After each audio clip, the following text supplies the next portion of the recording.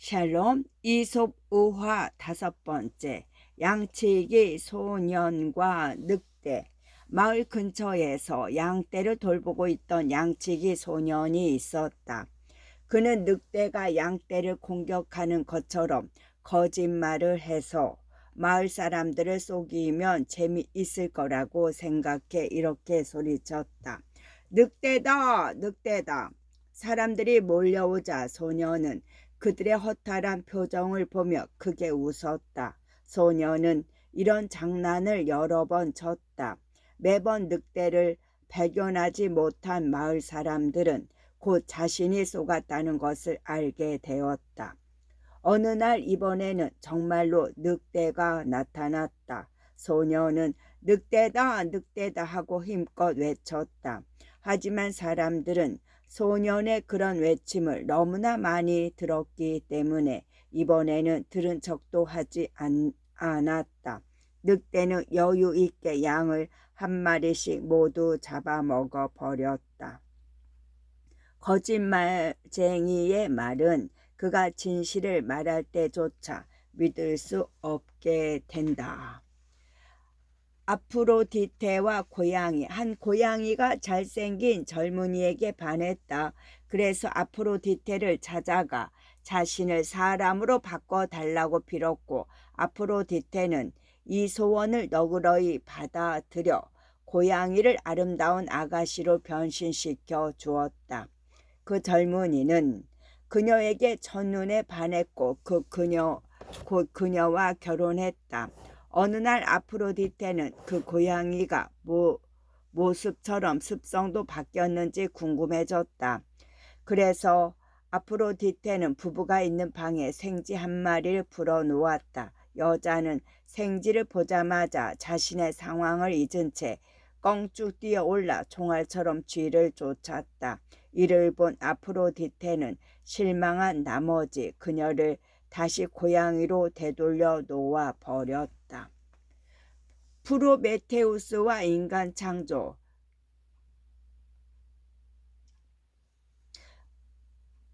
전나무와 가시나무에게 상대방을 무시하는 듯한 말투로 자기 자랑을 하고 있었다. 불쌍한 거, 너는 아무 쓸모가 없어. 나를 보렴. 모든 일에 쓸모가 있지. 특히 인간이 집을 지을 때 나 없이는 안 되지. 가시나무는 이렇게 대답했다. 아, 좋네. 하지만 잘 봐. 인간은 도끼와 톱을 가지고 와 너를 베어 쓰러뜨리겠지. 그때쯤 너는 전나무가 아니라 가시나무였으면 좋겠다고 할 거야.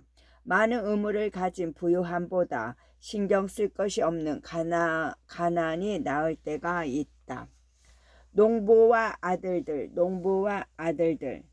한 농부가 있었다. 이 농부는 죽기 전에 매우 중요한 사실을 털어놓기 위해 아들들을 가까이 불러 이렇게 말했다. 얘들아, 나는 곧 죽는다. 죽기 전에 우리 포도밭에 보물이 숨겨져 있다는 것을 너에게 알려주려고 한다. 그것을 찾도록 해라.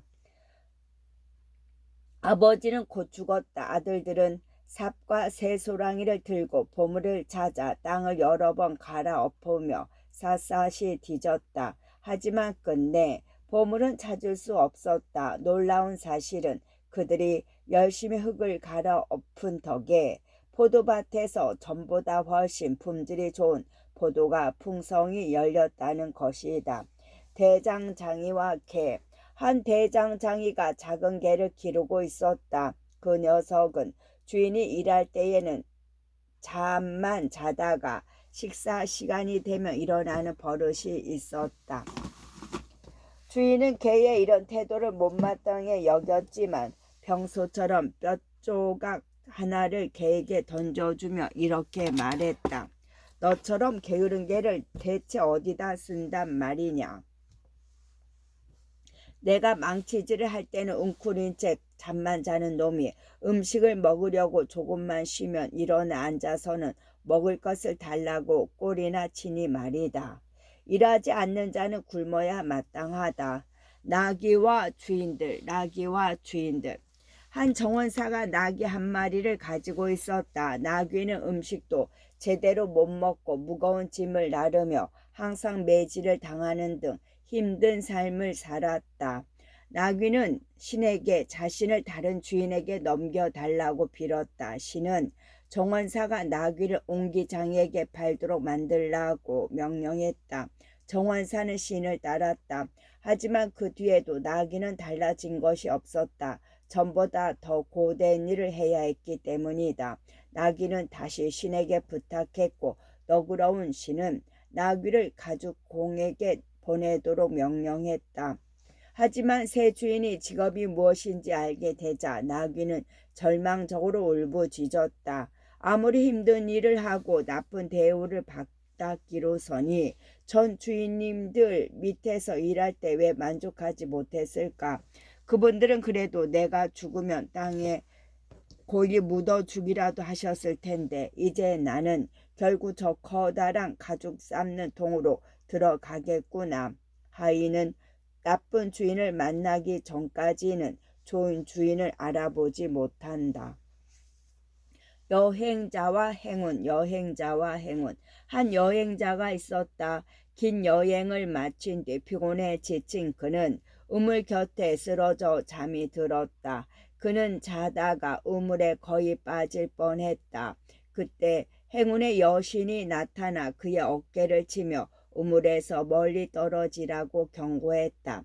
선한 자여 어서 일어나세요. 당신이 우물로 떨어진다면 사람들은 당신의 잘못을 탓하지 않고 운을 주관하는 행운의 여신 바로 나의 잘못이라며 비난할 테니까요. 늑대와 여우와 원숭이. 늑대 한 마리가 여우를 도둑이라고 몰아 고소를 했다. 하지만 여우는 자신의 죄를 계속 부인했다. 그들은 재판을 받기 위해 기소장을 작성하여 원숭이에게 제출했다. 원숭이 재판관은 양편의 증거를 들어 다음 이와 같이 판결을 내렸다. 늑대씨, 당신이 잃어버렸다고 주장하는 것이 진실이라고 판단할 수 없습니다. 여우씨 또한 아무리 아니라고 해도 절도죄에 해당한다고 판단됩니다. 정직하지 못한 자가 아무리 정직하게 행동해도 신뢰받지 못한다. 농부와 행운의 여신, 농부와 행운의 여신. 어느 날 농부가 밭에서 쟁기질을 하던 도중 금화가 담긴 항아리 하나를 발견했다. 그는 그것을 발견하고 너무 기쁜 나머지 그때부터 매일매일 대지의 여신을 섬기는 신전에 조금씩 재물을 바쳤다. 이 사실에 기분이 나빠진 행운의 여신은 농부 앞에 나타나 이렇게 말했다. 여보세요. 당신은 어째서 내가 하사한 선물을 받고도 그 은공을 대지의 여신에게 돌리는 것이죠? 당신의 행운에 대해 내게 감사하지 않는다니 이해가 안 가는군요. 만약 당신에게 불운이 닥쳐 그동안 얻은 것을 모두 잃게 된다면 그때는 또 그 모든 것을 내 탓으로 돌릴 게 뻔하면서 말이죠. 감사해야 할 곳을 잘 찾아 감사를 표하라. 아버지와 아들들, 아버지와 아들들. 한 아버지에게 아들이 여러 명 있었다. 하지만 아들들은 사이가 좋지 않아 항상 다투기 일쑤였고 아버지가 아무리 노력해도 아들들의 우애는 좋아질 기미가 보이지 않았다.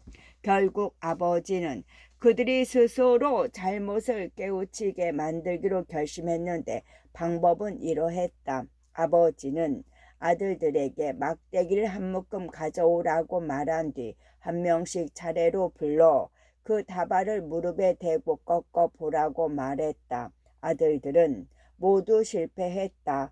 아버지는 이번에 그 다발을 풀어 아들들에게 막대기 하나씩을 나누어 주었고 이번에는 모두 어려움 없이 막대기를 부러뜨렸다. 아버지가 말했다. 그것 보거라. 너희가 뭉친다면 너희는 그 누구도 상대할 수 있는 강한 형제가 될 것이다. 하지만 너희가 싸우고 흩어진다면 너희는 약해져서 적에게 당할 수밖에 없다. 뭉치면 강하다. 사자 가죽을 쓴 나귀, 사자 가죽을 쓴 나귀. 나귀 한 마리가 사자의 가죽을 발견하고는 그것을 뒤집어 쓰고 짐승을 놀라게 하며 돌아다녔다. 사람이건 동물이건 모두 나귀를 사자로 오해했고 그가 다가오자마자 도망치기 일쑤였다. 이런 장난이 계속해서 성공하자 나귀는 우쭐해져서 큰 소리로 함성을 질렀다. 그때 나귀의 울음소리를 들은 여우가 사자의 정체가 나귀라는 것을 알아차리고 말했다. 오 친구야, 너니 네 목소리를 듣지 않았다면 나도 겁을 좀 먹었을 텐데. 늙은 사자, 늙은 사자. 늙고 약해져 더 이상 사냥을 할 수 없게 된 늙은 사자가 꾀를 내어 음식을 얻기로 결심했다. 늙은 사자는 동굴로 들어가 누워 몸이 아픈 척을 했다. 그리고 다른 짐승이 문병을 올 때마다 그 짐승에게 달려들어 잡아먹었다.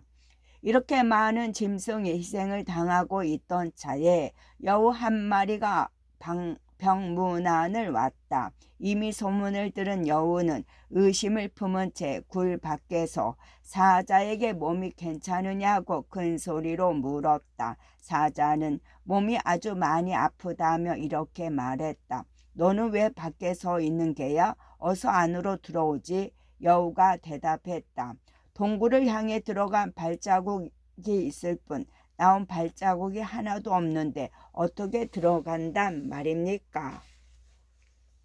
여우와 염소, 여우와 염소. 여우가 우물에 빠져서 나올 수 없는 상황에 처했다. 목이 마른 염소 한 마리가 그곳을 지나다가 우물 속에 여우를 발견하고 그곳 물맛이 좋으냐고 물었다. 좋으냐고? 내가 마셔본 물 중에 최고야. 너도 어서 내려와 직접 마셔봐. 여우가 말했다. 염소는 갈증이 없어질 거라는 생각만으로 곧바로 우물에 뛰어들었다. 물을 실컷 마신 염소는 이제 여우와 똑같은 처지가 되었다. 우물에서 빠져나갈 방법을 찾아 주위를 둘러보았지만 아무런 방법도 없었다. 나한테 좋은 생각이 있어. 네가 뒷다리로 서서 앞다리로 벽에 버티고 있어. 그러면 내가 네 등을 타고 올라간 다음 네 뿔을 밟고 올라서서 빠져나갈게. 내가 나가면 바로 너를 도와줄게. 여우가 말했다. 염소는 여우의 말대로 했고 여우는 염소의 등을 올라타고 우물 밖으로 빠져나갔다. 그 뒤 여우는 매몰차게 우물을 떠났다. 여우는 큰 소리로 여우를 부르며 염소는 큰 소리로 여우를 부르며 자신을 도와주겠다고 약속하지 않았느냐고 소리쳤다. 여우는 고개를 돌리고 이렇게 대답할 뿐이었다. 네 덕에 달린 수염의 양만큼 머리에 생각이라는 것이 많았다면 다시 나갈 수 있을지 없을지도 모른 채 우물에 덥석 뛰어들지는 않았겠지. 뛰어들기 전에 살펴봐라. 독사와 줄, 독사와 줄. 독사 한 마리가 목수의 작업장에 들어와 연장 하나하나를 때리며 먹을 것을 달라고 구걸했다. 그리고 연장 중 하나인 줄에게 인사하며 음식을 주십사 구걸했다. 줄은 비꼬고 깔보는 말투로 대답했다. 내게서 뭔가 얻을 것이 있다고 상상했다면 넌 틀림없이 바보야. 나는 얻기만 할 뿐 무언가를 주는 짓은 절대 하지 않으니까. 몸이 부푼 여우, 몸이 부푼 여우. 배가 고팠던 여우가 속이 빈 나무에서 많은 양의 빵과 고기를 발견했다. 그것은 목동이 나중에 먹기 위해 잠시 넣어두고 갔던 것이다.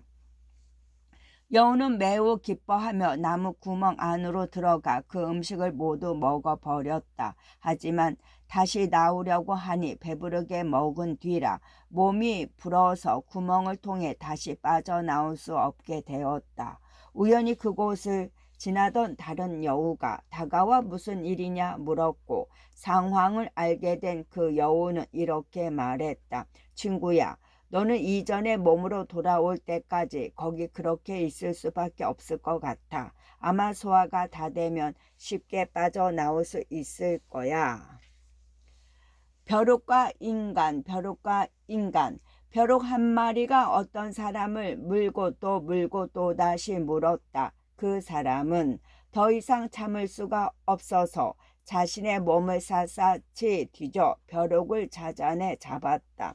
그는 벼룩을 엄지와 집게 손가락으로 쥐고 난 후 이렇게 말했다. 아니, 외쳤다는 것이 맞겠다. 이 가증스러운 난쟁이 녀석, 누가 네 맘대로 내 몸에 이런 짓을 하라고 허락했냐? 오, 인간님, 제발 저를 놓아주세요. 살려주세요. 저는 하도 작은 생물이라 인간님께 그렇게 큰 피해가 가지 않아요. 겁을 잔뜩 먹은 벼룩은 작고 힘없는 목소리로 흐느끼듯 말했다. 그 사람은 웃으며 이렇게 대답했다. 난 너를 지금 당장 죽일 거야. 아무리 작은 피해를 준다고 해도 나쁜 것은 모두 죽여야 해. 악한 것에게는 동정을 주지 마라. 농부와 사과나무, 농부와 사과나무. 한 농부가 정원에 사과나무를 키우고 있었다. 이 나무는 열매는 맺지 않고 고작 참새와 배짱이가 더위를 피하는 쉼터 역할만 할 뿐이었다. 사과나무가 열매를 맺지 않는 것에 실망한 나머지 농부는 나무를 베어 버리기로 결심했다. 이것을 본 참새와 배짱이들은 나무를 그대로 남겨놓아 달라고 애원했다. 아저씨가 이 나무를 없애시면 우리는 다른 쉼터를 찾아야 하고 아저씨도 밭에서 일할 때 우리의 즐거운 노랫소리를 듣지 못하니 심심하실 거예요. 하지만 농부는 이 말을 무시하고 나무를 자르겠다며 작업을 시작했다. 농부가 나무에 몇 번의 도끼질을 가하자 나무의 텅 빈 줄기 속에서 한때의 벌과 많은 양의 꿀이 나타났다. 뜻밖의 선물에 기쁨을 감출 수 없던 농부가 도끼를 던져버리며 말했다. 어쨌든 고목도 쓸모가 있단 말이지. 인간이 무언가에 가치를 매기는 척도는 쓸모가 있느냐 없느냐이다. 독수리와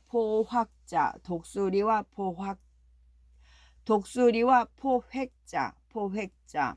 한 남자가 독수리를 잡아 날개를 자르며 닭과 함께 닭장 속에 넣어두었다. 독수리는 닭장 안 구석에서 슬프고 외로운 표정을 지으며 우울한 듯 느리게 왔다 갔다 했다. 얼마 후 포획자가 독수리를 이웃에게 팔았고 그 사람은 독수리를 집으로 가져가 날개가 다시 자라도록 내버려 두었다. 독수리가 날개를 다시 사용할 수 있게 되자 산토끼 한 마리를 잡아와 은혜에 보답했다. 한 여우가 이것을 보고 독수리에게 이렇게 말했다. 네 선물을 그 사람에게 주지 마. 널 처음 잡았던 사람에게 선물을 주고 그와 친구가 되는 게 더 좋을 거야. 그러면 그는 두 번 다시 너를 붙잡아 날개를 자르지 않을 테니까. 왕을 바라는 개구리들이 자신들을 다스릴 왕이 없다는 것 때문에 불만에 차 있던 시대가 있었다. 그래서 그들은 제우스에게 대표단을 보내 왕을 내려달라고 부탁했다. 개구리들의 어리석은 부탁을 멸시한 제우스는 그들이 사는 연못 안으로 통나무 하나를 던져주고 그것이 왕이 될 것이라고 말했다. 처음에 개구리들은 그것이 물에 빠지는 소리를 듣고 매우 놀라 연못의 가장 깊은 곳으로 달아났다. 곧 그 통나무가 전혀 움직이지 않았다는 것을 깨닫고 하나 둘씩 용기를 내 물 위로 고개를 내밀었다. 시간이 지나자 개구리들은 더욱 대담해져서 통나무를 얕잡아 보고 그 위에 올라타 앉기 시작했다. 이런 왕은 자신들을 얕잡아 보는 것이라 여긴 개구리들은 제우스에게 다시 대표단을 보내 게으른 왕을 지우고 더 훌륭한 왕을 보내달라고 부탁했다. 개구리들이 계속 귀찮게 하여 화가 난 제우스는 그들의 지도자로 황새를 보내주었다. 황새는 도착하자마자 빠른 속도로 개구리를 잡아먹기 시작했다. 노새, 노새. 먹이는 많은데 할 일은 하나도 없는 노새 한 마리가 있었다. 그는 어느 날 아침 자신이 너무 멋진 놈이라 착각하고 뛰어다니며 말했다. 우리 아버지는 필시 대단한 말이었을 거야. 내가 아버지를 그대로 닮았지. 얼마 후 그는 몸에 마구가 채워진 채 무거운 짐을 끌고 먼 길을 가게 되었다. 날이 저물자 평소와는 다르게 힘든 일을 하여 기진맥진해버린 노새가 풀이 죽어 이렇게 중얼거렸다. 내가 아버지에 대해 잘못 알고 있었던 거야. 우리 아버지도 그저 나귀에 불과했을 테지. 늑대와 어머니와 아이, 늑대와 어머니와 아이. 배고픈 늑대가 먹을 것을 찾아 돌아다니고 있는데 한 아이의 울음소리가 들렸다. 그 소리를 따라가 보니 오두막이 있었다. 늑대가 그 창 밑에 쪼그리고 앉아 있을 때 아이 어머니가 말하는 소리가 들렸다. 울음을 그치거라 어서. 그렇지 않으면 늑대에게 던져버릴 테다. 어머니의 말을 믿은 늑대는 곧 허기를 채우게 될 것이라는 기대를 안고 그곳에서 계속 기다렸다. 저녁이 되자 늑대는 어머니가 아이를 달래며 하는 말을 들었다.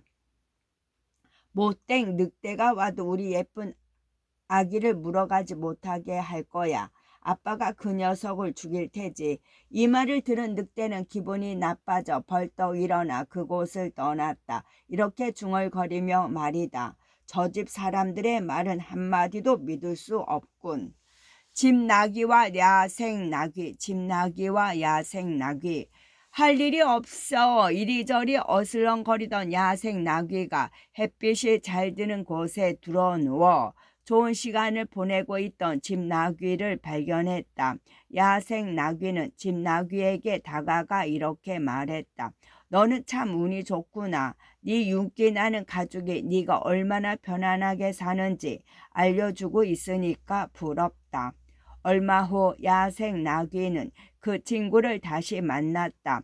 집나귀는 무거운 짐을 젓고 주인이 뒤에서 굵은 막대기로 때리고 있었다. 야생나귀는 이렇게 말했다. 아, 친구여, 이제 난 너를 부러워하지 않을 거야. 너는 네가 누리는 편안한 삶에 대한 값을 치르고 있으니까. 비싼 값을 치르고 얻은 이익은 의심스러운 축복이다. 사람과 사자, 사람과 사자.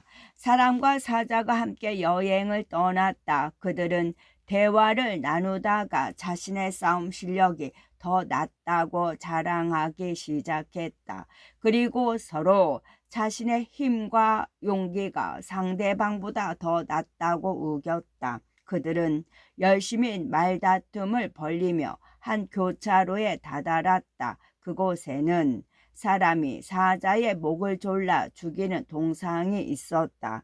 사람이 의기양양해져서 이렇게 말했다. 저것 좀 보라고. 우리가 너희보다 강하다는 것을 입증하고 있잖아. 사자가 이렇게 대답했다. 이봐, 섣불리 판단하지 마. 저건 단지 인간의 편에서 본 거야. 우리 사자가 동상을 만들 수 있다면 분명히 인간이 사자 밑에 깔려있는 모습으로 만들었을 거야. 모든 문제에는 양면성이 있다. 여우와 황새.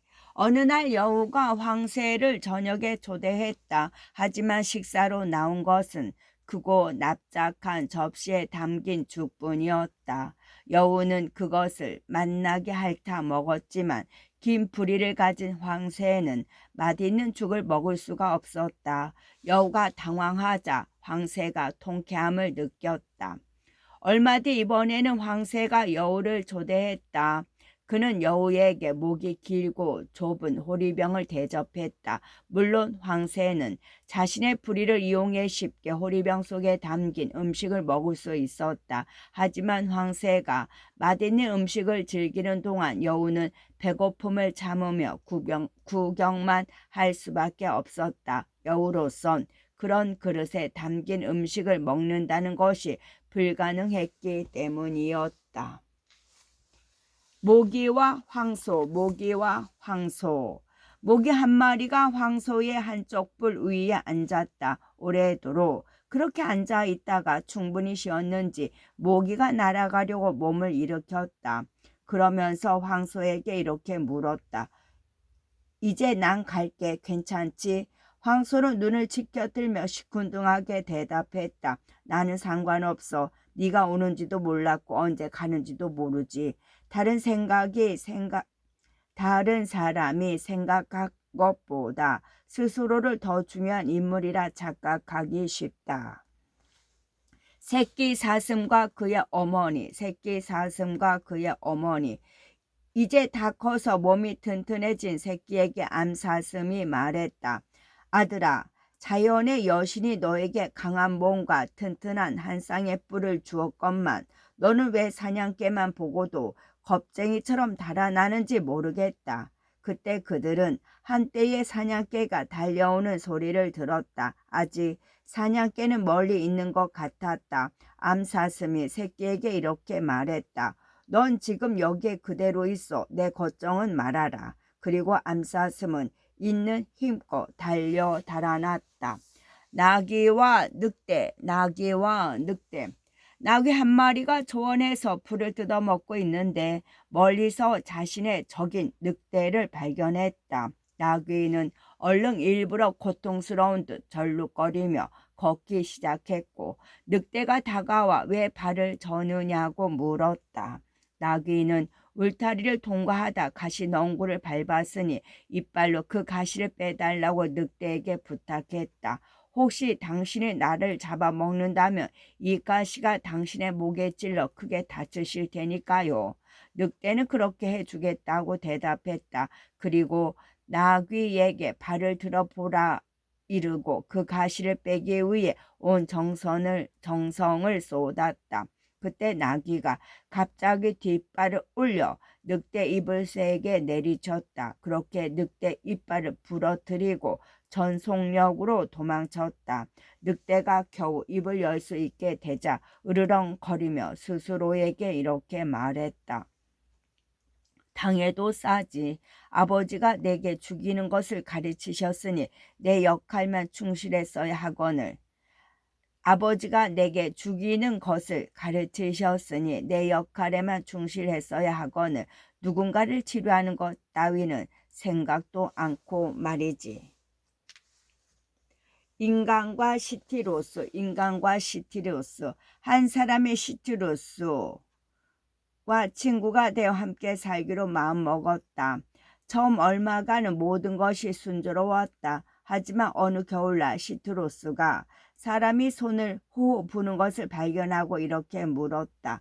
왜 그렇게 하는 겁니까? 손을 따뜻하게 만드는 겁니다. 사람이 대답했다. 또 다음날 그들과 함께 저녁을 먹으려고 자리에 앉았는데 김이 나는 뜨거운 오트밀 죽이 담긴 대접을 각각 들고 앉았다. 사람은 자신의 대접을 들어 입 앞에 대고 호호 불었다. 왜 그렇게 하는 겁니까? 시티로스가 물었다. 죽을 시키는 겁니다. 사람이 말했다. 이 말을 들은 시티로스가 식탁에서 일어나며 이렇게 말했다. 잘 있어요. 난 떠납니다. 같은 입김으로 뜨거운 것과 찬 것을 호호 부는 인간하고는 친구가 될 수 없을 것 같군요. 제우스와 거북이, 제우스와 거북이.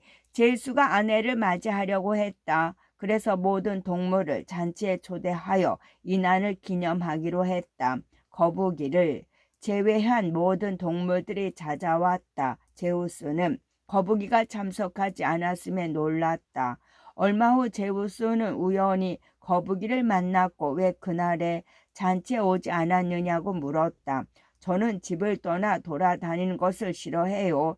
제 집만한 곳이 없어요. 거북이가 대답했다. 이 대답을 괘씸하게 여긴 제우스는 그날 이후로 거북이는 항상 집을 메고 다니며 절대로 집에서 벗어날 수 없도록 만들어 버렸다.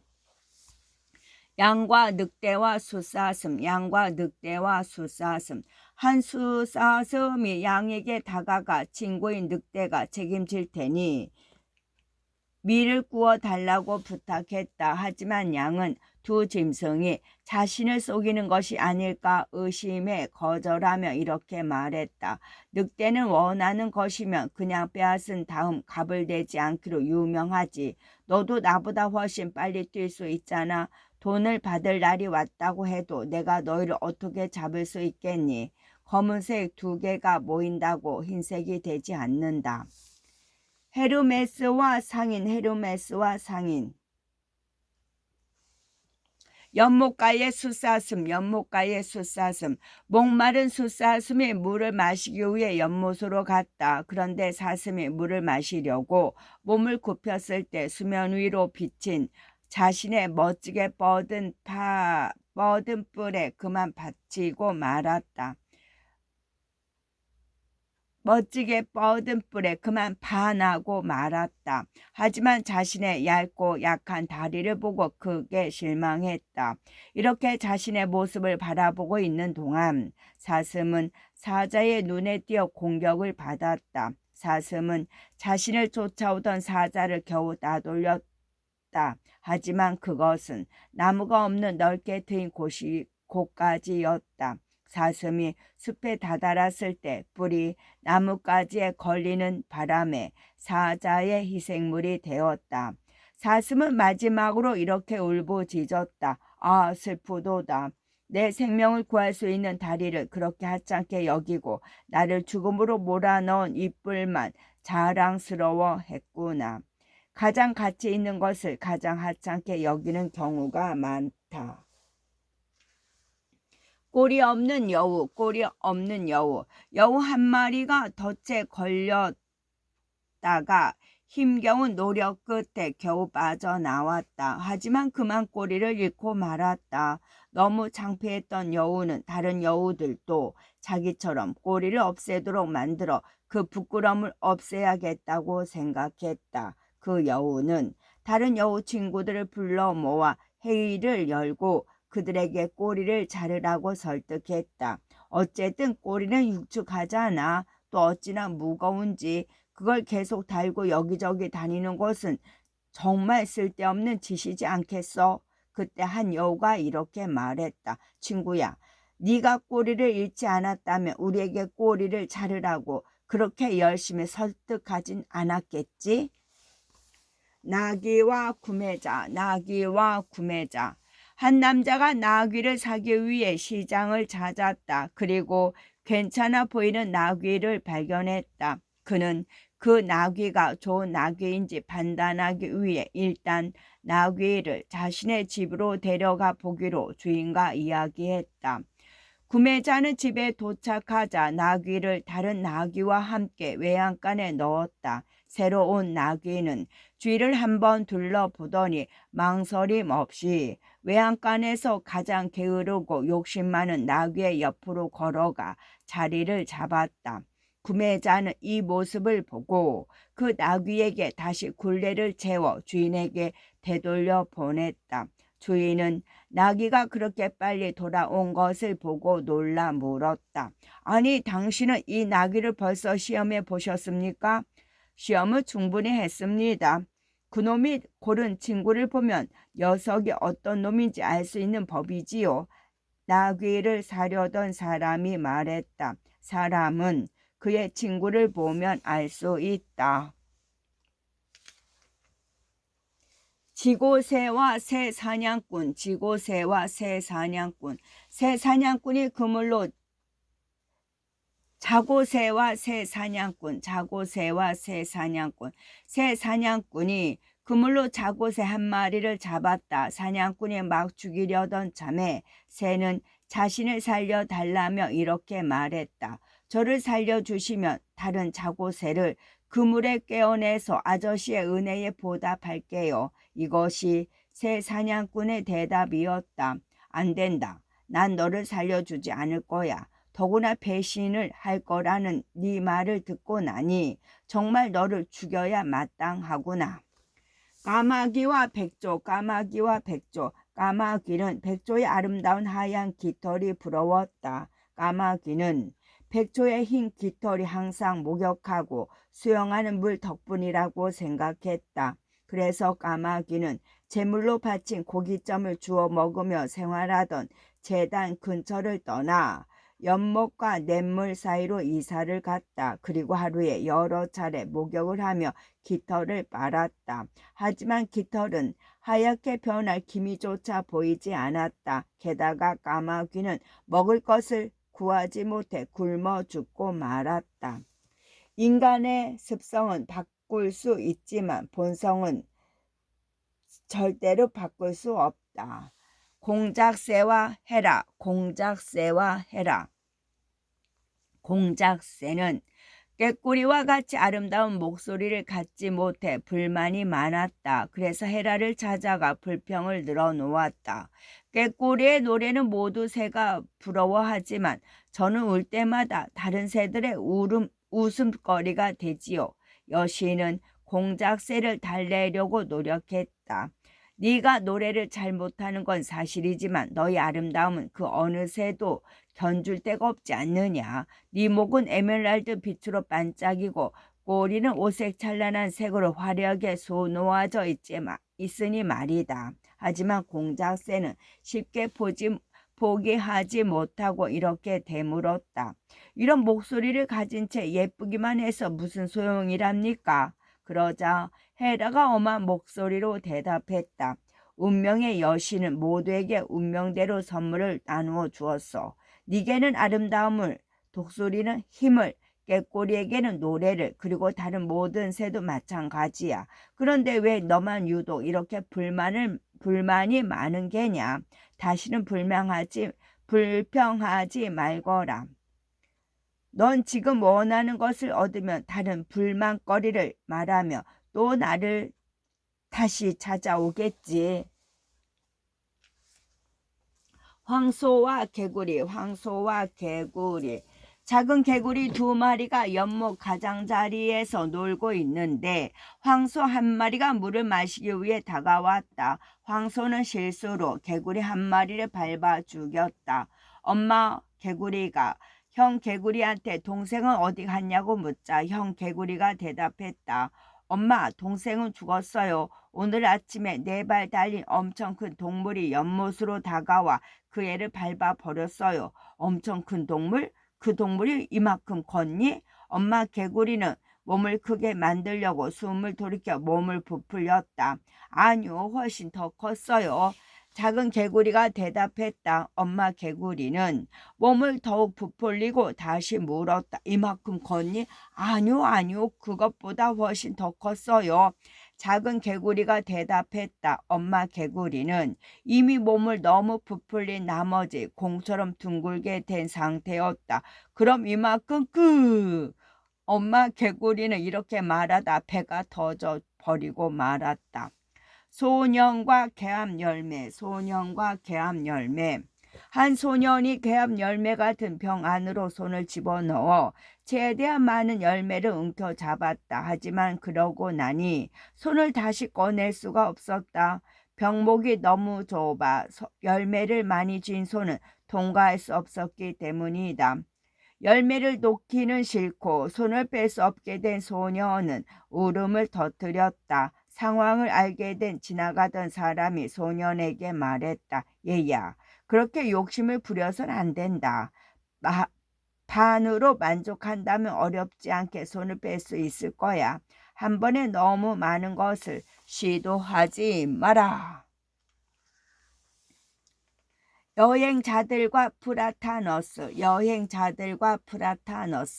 무더운 여름날 2 여행자가 험하고 먼지 날리는 길을 걷고 있었다. 그들은 가지가 수려하게 뻗어 커다란 그늘이 생긴 프라타너스 나무에 도달했다. 그들은 그늘 아래서 잠시 햇볕을 피하기 위해 나무로 다가갔다.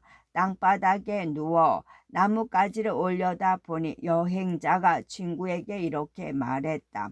플라타너스는 참 쓸모없는 나무 같아. 열매도 없고 인간에게 어떤 도움도 주지 않으니 말이지. 이 말을 들은 플라타너스가 화난 목소리로 이렇게 소리쳤다. 고마운 줄도 모르는 사람 같으니라고. 이런 때햇볕을 피해 시원한 그늘에서 쉬고 있으면서 나를 쓸모없는 나무라고 욕을 하다니. 봉사를 해도 감사를 받지 못하는 경우가 많다. 사자의 왕국, 사자의 왕국. 사자가 지상의 동물을 다스렸을 때 그는 절대 잔인하거나 포악하지 않았다. 존 왕이 그렇듯 너그럽고 정의로웠다. 그는 자신이 다스리는 동안에 동물의 총회를 소집했다. 그리고 모두가 평등하게 함께 어울려 살 수 있는 법을 만들었다. 늑대와 어린 양, 호랑이와 숫사슴, 표범과 새끼 염소, 개와 산토끼, 이들이 모두 계속 평화롭게 우정을 나누며 함께 더불어 살 수 있어야 한다는 것이었다. 산토끼가 말했다. 오, 약자가 강자 옆에서 두려워하지 않고 보금자리를 정할 수 있는 나를 얼마나 바라왔던가. 말벌과 뱀, 말벌과 뱀. 말벌 한 마리가 뱀의 머리 위에 앉아 몇 번 쏘았다. 그뿐만 아니라 뱀 머리에 매달려 떨어질 줄 몰랐다.